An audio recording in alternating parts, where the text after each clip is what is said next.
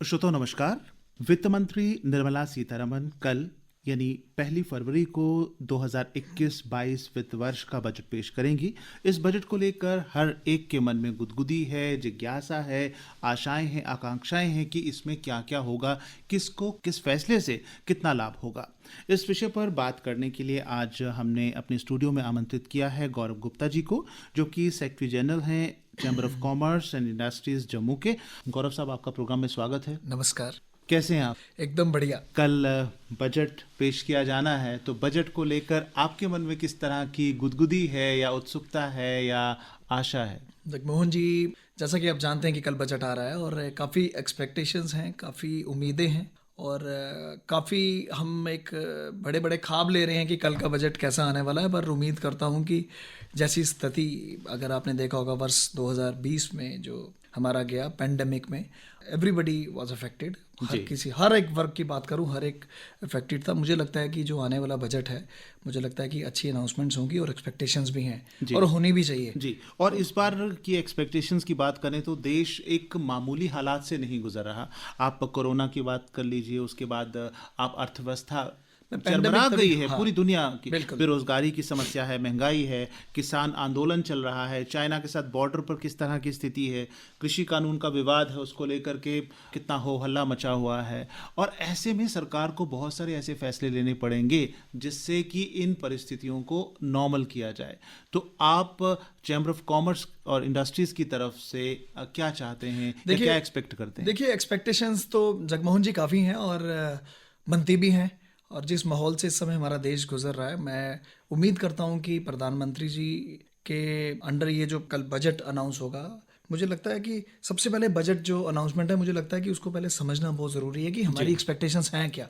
आज अगर हम जम्मू कश्मीर की बात करें और खासकर जम्मू रीजन की बात करें, ग्रोथ और स्टेबिलिटी की सबसे बड़ी बात है कि यहाँ पे हमारे व्यापारी वर्ग को कैसे एक ग्रोथ से आगे बढ़ाया जाए और एक स्टेबिलिटी जैसा माहौल दिया जाए। अब उसमें चीज़ें आती हैं, ईज़ ऑफ डूइंग बिजनेस जो है उसमें आसानी होनी चाहिए। जानते हैं कि ईज़ ऑफ डूइंग बिजनेस में आज भारत का रैंक, मैं कहूँगा कि आज 63 रैंक पर इंडिया है। और कंट्रीज़ अगर मैं बात करूँ, न्यूजीलैंड की बात करूँ या मैं हांगकांग की बात करूँ या मैं डेनमार्क की बात करूँ, आज वो टॉप 3-4 कंट्रीज हैं जिसमें छोटे मुल्क और जिसमें बहुत अच्छे तरीके से ग्रोथ जो है पूरे ये मुल्क चल रहे हैं। और अब सवाल उधर ही आ जाता है कि ऐसा वातावरण बनाया जाए जहाँ पर एक आम कारोबारी को अपना व्यापार करने के लिए उसको ज़्यादा मुश्किलों का सामना नहीं करना पड़े और उसकी जो गवर्नमेंट है, उसका देश उसके साथ खड़ा हो। हमारी एक्सपेक्टेशंस यही है कि जो भी पॉलिसीज़ जो भी कल रिफॉर्म्स बनने जा रहे हैं, नया बजट आ रहा है, सारी चीज़ें देखते हुए मैं यही कहूँगा कि 2014 में अगर हम बात करें, इंडिया जो था हमारा 77 नंबर पे था। 190 कंट्रीज़ का तब भी सर्वे हुआ था। जो 2020 का सर्वे हुआ उसमें हमारी पोजीशन अच्छी हुई है। हम लोग 63 रैंकिंग पे आ चुके हैं।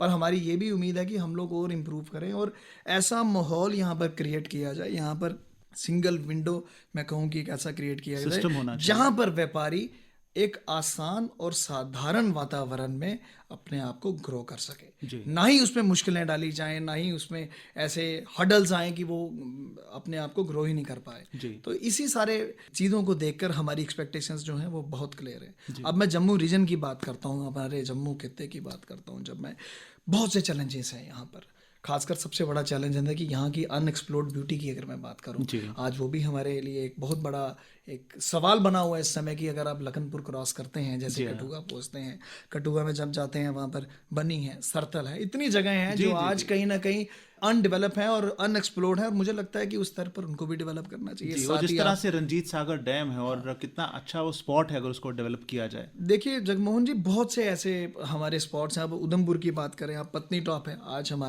हमारे लिए हमारा बहुत अच्छा पत्नी टॉप हिल स्टेशन, पर उसको उस लिहाजे से एक ब्रॉडर एस्पेक्ट में ऐसा नहीं उसको अटेंशन मिल पा रही और इस तरीके नहीं उसको बनाया जा रहा कि वहाँ पर पर्यटक, वहाँ पर टूरिस्ट आके रुके और वहाँ पर आकर वहाँ पर स्पेंड करें टाइम, ताकि हमारी इकोनॉमी जो है ओवरऑल, अगर मैं बात करूँ जम्मू की, वो किसी तरीके बढ़ सके। साथ ही अगर मैं दूसरी बात करूँ पत्नी टॉप्स के, फिर वहाँ पर अगर मैं उधमपुर की बात कर रहा हूँ, पंचेरी की अगर हम बात करें, हम लाटी, बसंतगढ़, इतनी जगहें हैं, अगर हम गिनने को भी आए तो वो कम हो जाएगी। तो मुझे लगता है कि इन सब चीज़ों पे मुझे लगता है कि फोकस करना पड़ेगा और यहाँ पर जम्मू में खासकर जो अनएक्सप्लोर्ड जो ब्यूटी है उसको एक उस स्तर पे लेके जाना, ऐसे रिफॉर्म्स बनाने की जो एक बहुत ज़रूरत है, ताकि जम्मू की, खासकर हमारे जम्मू कश्मीर की इकोनॉमी जो है उसको भी बूस्टअप मिले। जब ये सब चीज़ें डेवलप होंगी, ये तो स्वाभाविक है कि एम्प्लॉयमेंट भी जनरेट होगी, सारी चीज़ें ही इससे जुड़ी हुई हैं। तो मुझे लगता है कि जो भी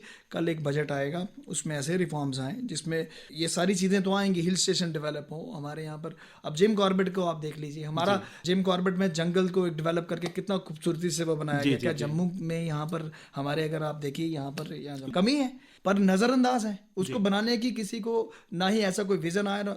there are sir multiple of things, इतनी चीज़ें हैं जो हम कर सकते हैं। अब डोडा की बात करो, भद्रवाह है, मिनी कश्मीर कहा जाता है, मिनी कश्मीर कहा जाता है, भद्रवाह है, उसके साथ ही आपका किसवाड़ है, एक हाइडल प्रोजेक्ट्स के आप देखो कितनी बड़ी वहां पर जनरे हो सकता है, सब कुछ हो सकता है, पर अनफॉर्चुनेटली नहीं हो पा रहा। इसीलिए लेकिन रिसेंट पास्ट में बहुत सारे जैसे हाइडल प्रोजेक्ट्स की आपने बात की है, भद्रवाह किश्तवाड़ में उनको डेवलप करने के लिए अनाउंसमेंट्स हुई हैं और उन पर काम चल भी रहा है, बड़ी तेज़ी से काम चल रहा है उनके ऊपर।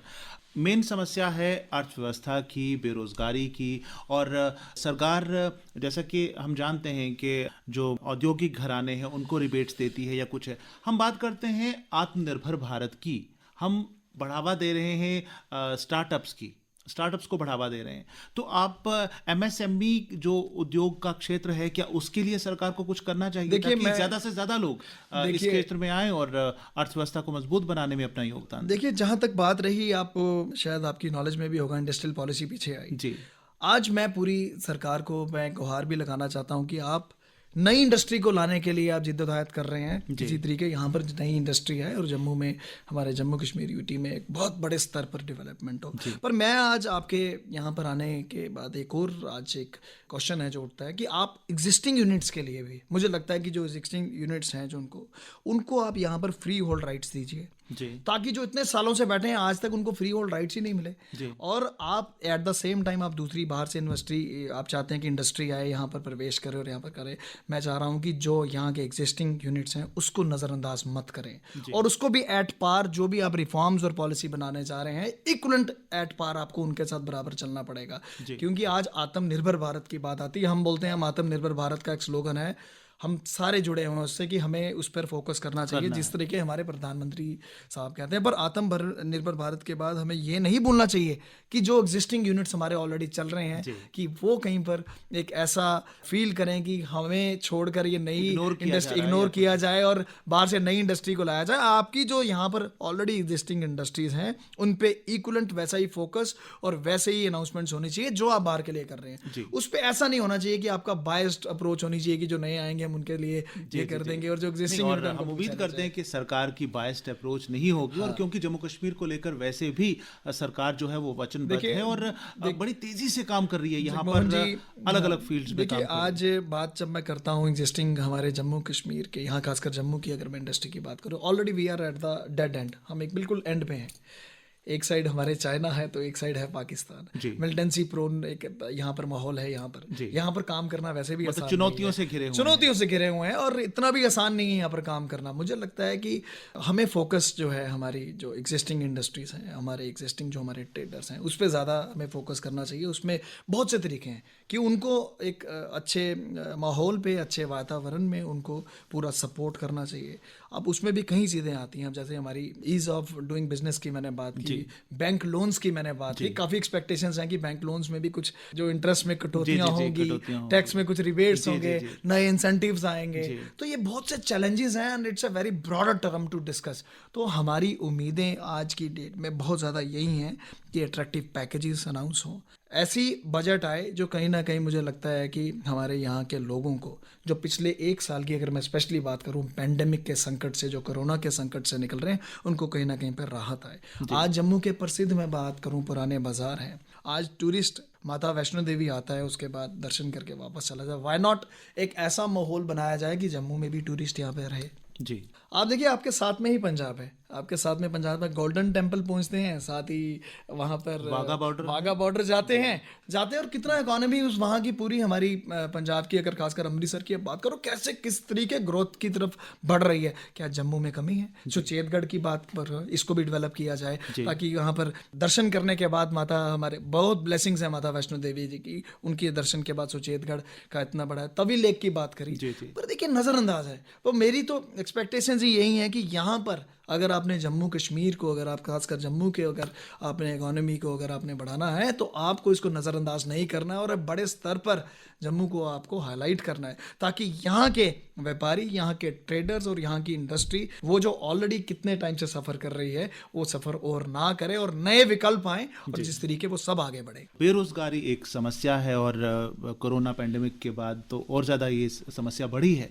इससे निपटने के लिए स्किल इंडिया के अंदर जम्मू कश्मीर में क्या किया जाना चाहिए, या क्या आपको लगता है कि सरकार इस बजट में कुछ अनाउंस करेगी उसके लिए खास? ताकि अभी रिसेंटली एक MOU पे दस्तखत हुए हैं, जो हिमायत प्रोग्राम है, उसके अंडर जो हमारे यूथ ट्रेनिंग ले रहे हैं, उनको 30,000 यूथ को 3 अलग अलग कंपनी से ये समझौता हुआ है कि वो उनको एम्प्लॉयमेंट देंगे। तो इस तरह स्किल इंडिया को या कौशल विकास को बढ़ावा देने के लिए क्या सरकार को कुछ करना चाहिए, आप उम्मीद करते हैं? सरकार ऑलरेडी, जगमोहन जी, इस पे बहुत कुछ कर रही है, पर एक जमीनी स्तर पर मुझे लगता है कि जब तक चीजें नहीं दिखेंगी, और अनाउंसमेंट्स तो बहुत हो जाती हैं, पर उसके इम्प्लीमेंटेशन जो है, मुझे लगता है वो that should be time bound. उसकी टाइम बाउंड के अकॉर्डिंग उस पे जमीनी स्तर पर उसकी अकाउंटेबिलिटी सेट करने की जरूरत है, और जमीनी स्तर पर वो सारा का सारा जब तक नहीं आएगा। देखिए, एम्प्लॉयमेंट आपका, आज मैं आपके यहाँ पर स्टूडियो में क्लियर बताना चाहता हूँ, जहाँ पर हम जम्मू कश्मीर के एम्प्लॉयमेंट की अगर हम बात करें, अगर आप एक टूरिज्म इंडस्ट्री को ही अगर आप सेट कर लेंगे, अच्छे तरीके अगर आप बढ़ावा देकर एक्सप्लोर करेंगे पूरा, अगर आप उस पर फोकस करेंगे, मुझे लगता है यहाँ पर अनएम्प्लॉयमेंट का जो है वो रहेगी नहीं यहाँ पर, और एम्प्लॉयमेंट के नए नए इतने विकल्प आएंगे कि हमारे यहाँ पर हमारे लोगों को कहीं जाना ही नहीं पड़ेगा। जी, तो आप भी इसी क्षेत्र से जुड़े हुए हैं और जानते हैं कि इनकम टैक्स, चाहे वो इंडिविजुअल हो या इंडस्ट्रीज को हो, या जिस तरह से भी अलग अलग तरह से इनकम टैक्स होता है,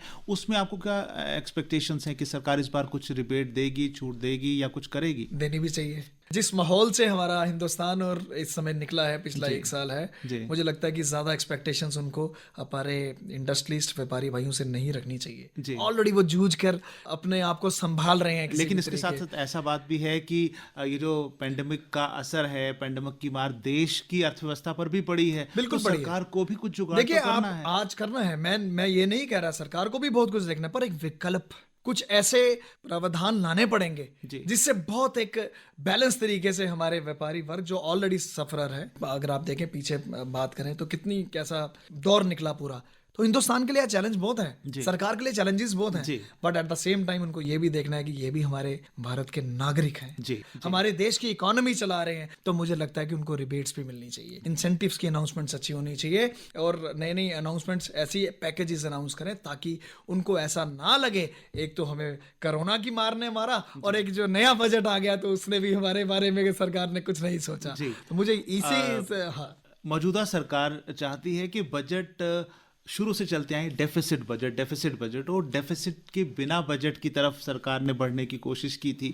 तो आज क्योंकि कोरोना महामारी भी आई है, देश के आगे भी संकट आया है, तो ऐसे में फिर से हम डेफिसिट वाले बजट की तरफ बढ़ें तो कितना? आज प्रधानमंत्री जी की अगर मैं बात करूं, उनके अंडर आज जिस तरीके हिंदुस्तान हमारा चल रहा है, मुझे लगता है कि आज हमारी पोजीशन जो है वो बेटर हुई है, 63 रैंकिंग पे आज हम आ गए हैं, और मुझे लगता है कि उम्मीद करता हूं कि हर एक हिंदुस्तानी का साथ मिलेगा, और जिस तरीके के प्रावधान हमारे गवर्नमेंट ऑफ इंडिया और हमारे प्रधानमंत्री जिस तरीके का एक संकल्प लेकर चले हैं कि हमारा हिंदुस्तान दोबारा, वो एक आपको याद होगा एक था गोल्डन टाइम था जब पूरा हिंदुस्तान को जाना चाहता था, उस तरीके आए, और उम्मीद करता हूँ कि इस बार भी उम्मीदें और आशाएं काफ़ी हैं, और जो आने वाला टाइम होगा वो एक बहुत अच्छा सुनहरा टाइम आएगा। जी गौरव जी, आपने अपना कीमती वक्त निकाला और हमारे साथ बातचीत के लिए आए, आपका बहुत बहुत शुक्रिया। और इस डिस्कशन के बाद हम उम्मीद करते हैं कि जिस तरह अलग अलग वर्गों की उम्मीदें हैं, सरकार का जो नया बजट आ रहा है वो उन उम्मीदों पर खरा उतरेगी और लोगों को राहत मिलेगी, सुकून मिलेगा। आपका बहुत बहुत शुक्रिया। Thank you so much.